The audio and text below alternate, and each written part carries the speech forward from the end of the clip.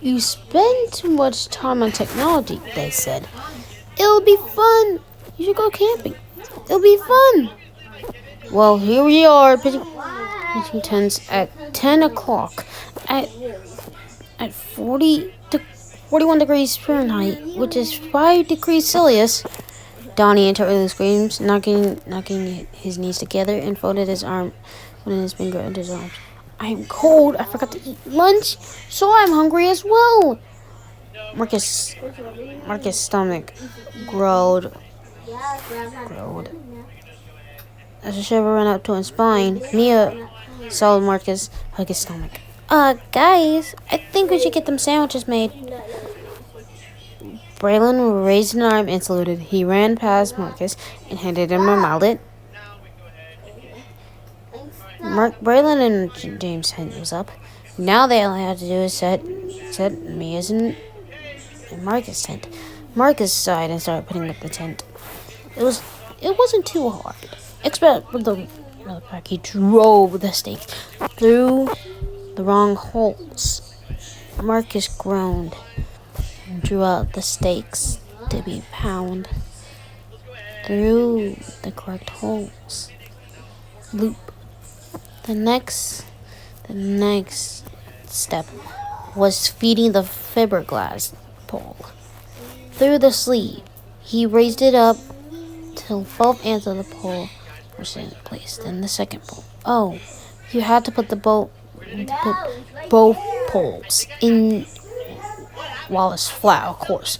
And now Marcus was grumbling like his stomach ache, which he did not have to remind him yet how hungry he was. Finally, he finished putting the tent up. He crawled inside and laid down. Looking up, he could see and all the stars glittering in the night sky. He felt so tired. Marcus honestly wanted to sleep in his night-warm bed, but no, he had to sleep outside in a thick fabric tent.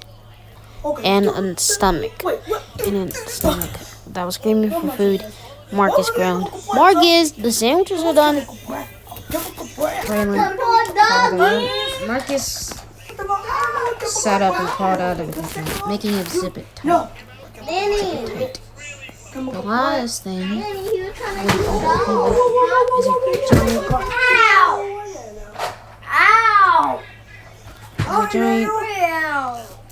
a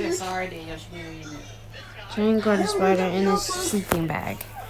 Donnie slowly walked over to the picnic table. The only light illuminating the area was from a small lead lantern overhead. He hung a pretty French's nail. Marcus took the plate and set it away from under the swinging lantern. Marcus looked at the food with a raised eyebrow.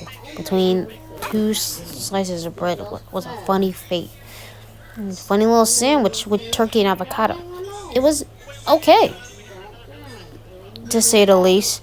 Marcus looked around to see everyone else smiling. But why isn't he happy? Why did he find joy for being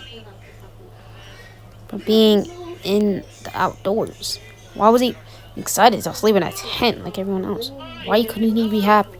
Thoughts and emotion were making it too hard to swallow his food.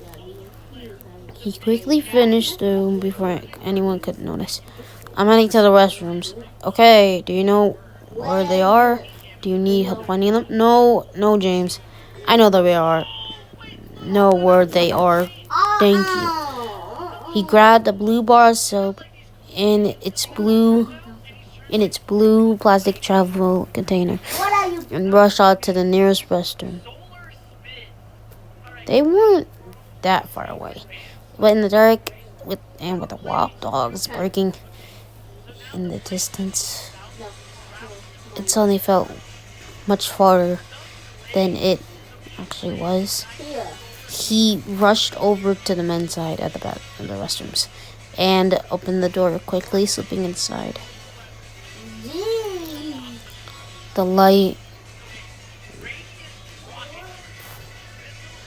The lights automatically turned on due to the moment. It was clean, to say the least.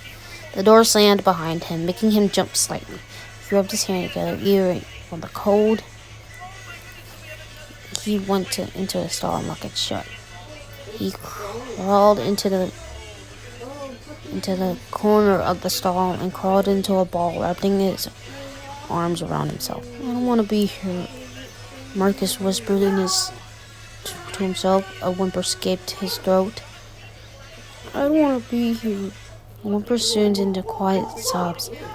Tears falling down his cheeks. He normally didn't cry, but everything felt wrong at that moment. Suddenly, the restroom door opened with a loud creak. Marcus' breath hinched. He covered his mouth with his hands, hoping to stop any sound escaping. Marcus, you in there? James called out in a calm tone. Marcus quietly took a breath in hope it was Lee's voice. Yeah, just using the restroom. Marcus' nose started to drip.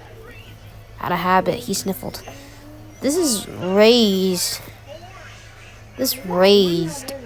James' big brother's tingles. You doing okay? Yeah, I'm just fine. I'll just give me a minute. Okay? James slowly closed the door, gently letting it shut.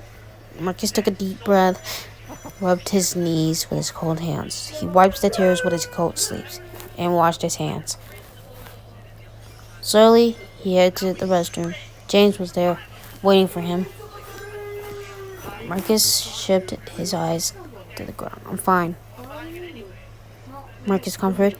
James slipped one hand out of his arms, out from his hoodie, and reached towards him. Marcus slowly walked into his offered hug, except for a brief touch. James wrapped his arm around Marcus, giving him a gentle shoulder rub. If Marcus wasn't willing to talk about it, they walked back to the campsite with no other words exchange.